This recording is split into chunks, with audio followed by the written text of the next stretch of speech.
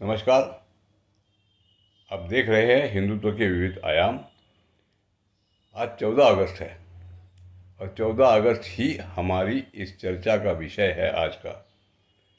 हमेशा की तरह एक आपसे निवेदन है कि हमारे इस वीडियो में अंत तक बने रहे। यहाँ पे आपको हमेशा चर्चा के विषय के ऐसे मुद्दे मिलते हैं जो और कहीं आपको नज़र नहीं आते। आपको अलग नज़रिया मिलता है जो आपको सोचने के लिए उद्युक्त करता है। आप चैनल को सब्सक्राइब करें, बेल आइकन दबाएं और चैनल भी अपने वीडियो को लाइक और शेयर भी करें। 14 अगस्त कहने के बाद हमारे देश में लगभग हर व्यक्ति ये जानता है, उसको ये सिखाया गया है कि आज पाकिस्तान का स्वतंत्रता दिवस है कि नहीं।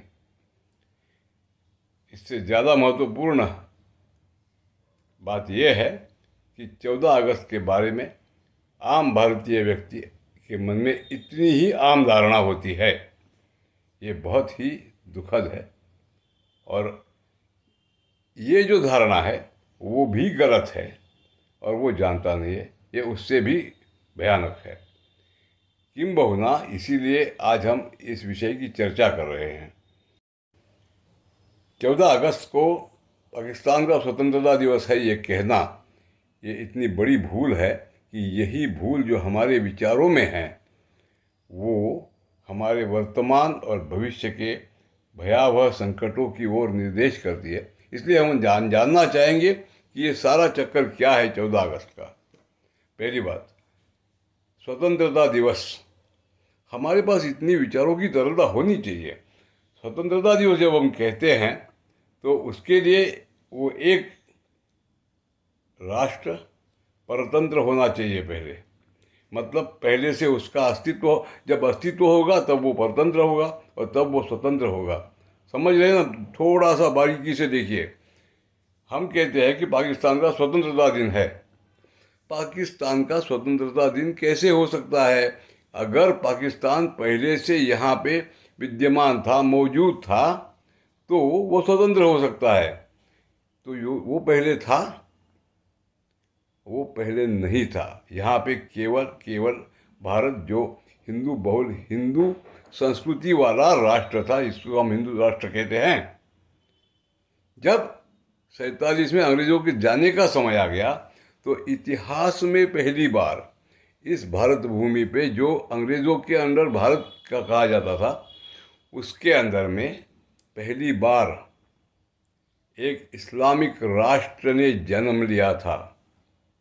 ये पहले से नहीं था। मतलब ये पाकिस्तान का स्वतंत्रता दिवस नहीं, उसका जन्म दिवस है। ये बात छोटी सी नहीं है।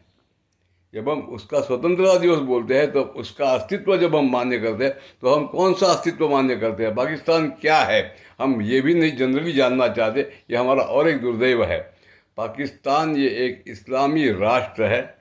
इस्लामी राष्ट्र ये एक भूभाग नहीं होता है। वो कायम बढ़ने की लालसा मन में रखने वाला एक राष्ट्र होता है, क्योंकि इस्लाम को बढ़ाना है।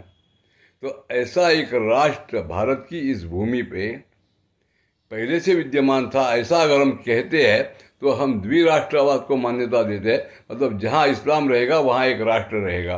और अगर ऐसा है तो आज के भारत में जब इतना बड़ा इस्लाम है तो भारत आज भी दो राष्ट्रों में बटा है। इसका जवाब देना हमारे इन मूर्खों को मुश्किल हो जाएगा, लेकिन सत्य यही है। इसलिए हमने हमारी धारणाओं को बदलना पड़ेगा और इसलिए हमने ये नहीं कहना चाहिए कि आज पाकिस्तान का स्वतंत्रता दिवस है। बात मुझे लगता है आपके समझ में आ रही है। अब आगे चलते हैं। केवल इतना ही नहीं, इस विषय में हम और गहराई में जाएंगे तो हमारी जो धारणा है और हमारा ज्ञान जो है वो पीढ़ी दर पीढ़ी कितना पतला होते जा रहा है।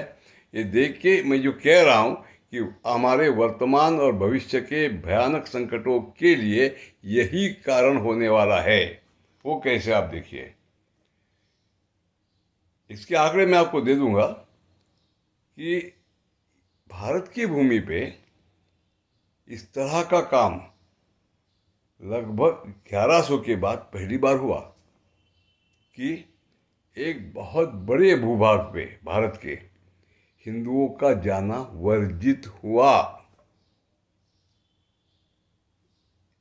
आज भारत में ज़्यादातर जो हिंदू बचे हैं, जो कि मैं उनको B&B हिंदू कहता हूँ, bread and butter Hindu, bread and butter मतलब ब्रेड एंड ब्रेड, मतलब हमारा बिस्तर और हमारा खाना जब तक सुरक्षित है तो हमें चिंता की ज़रूरत नहीं है। ऐसा विकृत सेक्युलरिज्म जिनके अंदर भरा है और यही इनको अपनी मैच्योरिटी लगती है, ऐसे ये जो हिंदू है ना, इनकी बात मैं नहीं कर रहा हूँ, वो भी लाइन में आ जाएंगे, लेकिन पहले जो ऐसा नहीं सोचते उनको ये आह्वान है। क्या आह्वान है कि भारत के अंदर में हिंदुओं का एक बहुत बड़े भूभाग पे जाना वर्जित हुआ सन 1947 के 14 अगस्त को, क्योंकि वो अलग इस्लामिक राष्ट्र बना जो इस भूभाग पे पहले कभी नहीं था। इसके पहले ऐसी बात हुई थी लगभग सन 1000 से 1100 तक, जब तब का अफगानिस्तान, जो उसके पहले हिंदूशाही राजा और उनके पहले तक हिंदू और बुद्धिस्ट बहुल ऐसा देश था, उसको गजनी और उसके आसपास वाले लोगों ने इस्लामिक बना दिया। और वो इस्लामिक बन गया तब इस्लाम के कारण पहले वहाँ वो भारत से टूट गया, और तो वो पहला विभाजन हुआ जब हिंदू उतने ही खुले तरीके से वहाँ जाना वर्जित हुआ। उसके 800 साल बाद 1947 में पहली बार ये हुआ है, और हिंदुओं को उसकी भनक भी न हो तो कितनी भयानक बात है।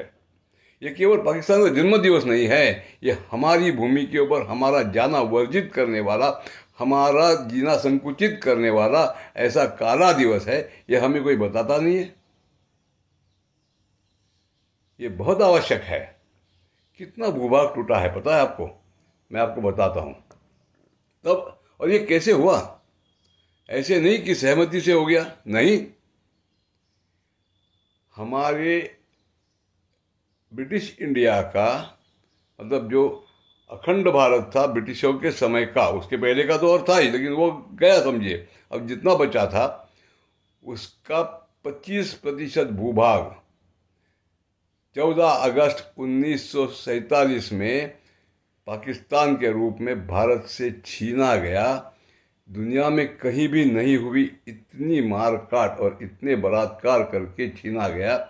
ये नहीं है कि उसका रिप्लाई अगर पंजाब में मिला होगा तो वो दोनों तरफ से दोष है, नहीं, दोष पाकिस्तान का है, केवल इस्लाम का है। ये कहने वाले हिंदू यहाँ गायब है, और यही हमारा दुर्भाग्य है।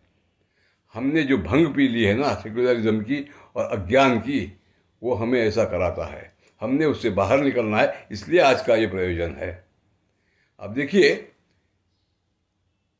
इतना बड़ा नरसंहार इतने आधुनिक काल में करने वाला ये इस्लाम, इसने शुरुआत की थी, और एक हर कोई जानता है, लेकिन आज बोलने के लिए डरता है। कलकत्ता के अंदर में डायरेक्ट एक्शन वाले दिन जो किलिंग हुई, हिंदुओं की शुरू हुई, वो कितनी भयानक थी। पंजाब के अंदर से जो किलिंग हुई वो कितनी भयानक थी। वो पहले वहाँ शुरू हुई, वहाँ से खदेड़ना शुरू हो गया। तो हमारे यहाँ पे केवल, इसका एक बार हम बाद में और बड़ा चित्र निकालने वाले हैं, कि केवल जहाँ से जिस भाषा भाषी लोगों के लोग वहाँ से यहाँ आए, वहीं पे हमारे यहाँ पे रिएक्शन हुआ। कितना कितना भयानक है ये। और तो भी अगर दोनों को बराबर करते हैं, पाकिस्तान के हर प्रांत से हिंदुओं को खदेड़ दिया गया, और जो प्रांत बटे ऐसे ही 2 प्रांतों में, और उनमें से एक ही प्रांत में खास करके बंगाल में तो उतना भी नहीं हुआ, क्योंकि बंगाल से उतने आए, बहुत आए शरणार्थी, उतने नहीं आए। लेकिन यहाँ पे सबसे बड़ी मारकाट हुई, दोनों तरफ हुई, क्योंकि पंजाबियों को पंजाबी अस्मिता जागरूक थी। हिंदुओं की अस्मिता तब भी मरी थी और आज भी मरी है, और इसी तरह मरी रही तो अगला विभाजन और भी भयानक दर्दनाक होगा। ये जानने के लिए आज का दिन है, और इसके लिए हमारा आज का चर्चा का विषय है। आपको मैं बताता हूँ, 25% ऑफ द एरिया जो छीन लिया गया हमसे उस वक्त, उसके लिए 800 साल लगे। ऐसा अगर हम कहते हैं तो हम ये नहीं सोच रहे हैं कि आज हम फिर से लगभग 20% मुस्लिम आबादी लेके इस कटे हुए हिंदुस्तान में, भारत में, वही भारतीयत्व का ढोल बजाते हुए, सेक्युलरिज्म की थालियां बजाते हुए, हमारे हिंदुत्ववादी ये कहते हुए कि सबका डीएनए एक है, कल विभीषिका, विभाजन की विभीषिका पे थोड़ा सा रुदारी हो जाएगा और फिर तो एक ही है सबका डीएनए वाला चूरन चटा के हम अगले विभाजन के लिए, अगली त्रासदी के लिए, अगले भयानक दुखों के लिए अपने आप को तैयार कर रहे हैं। ऐसा नहीं होना चाहिए। इसके लिए आज हमने इस दिवस को काले दिवस के रूप में मनाना चाहिए, हमेशा मनाना चाहिए, और एक संकल्प होना चाहिए हमारे मन में कि ये जो हुआ है इसको हम उलटफेर करके फिर से वहाँ पे हिंदू राष्ट्र बनाएंगे। ये पहले हुआ करता था। अभी जो आजकल का संघ का कार्य चल रहा है उसमें इसका कभी नामो निशान भी नहीं मिलता। न ही हमारे प्रधानमंत्री जो संघ के स्वयंसेवक हुआ करते थे उनके यहाँ से मिलता है, ना हमारे भगवत जी से मिलता है। ये दुर्दैवी है, लेकिन चलो उसके बारे में हम बहुत बात करते हैं। आज की बात इतनी ही है कि अगर हमें आगे का भविष्य का हमारा सारा के सारा अनर्थ रोकना है तो आज से हमें आज के दिन के बारे में, 14 अगस्त के बारे में, केवल ये पाकिस्तान का स्वतंत्रता दिवस है ऐसे वाली गलत मानसिकता को त्याग करके, समग्र विचार करके ये ध्यान में रखना पड़ेगा कि ये हमारा काला दिवस है इतिहास का और हमें इसको गौरवशाली दिवस बनाना है हमारे भविष्य में। आपको ये कैसा लगता है आप मुझे बताइए। धन्यवाद।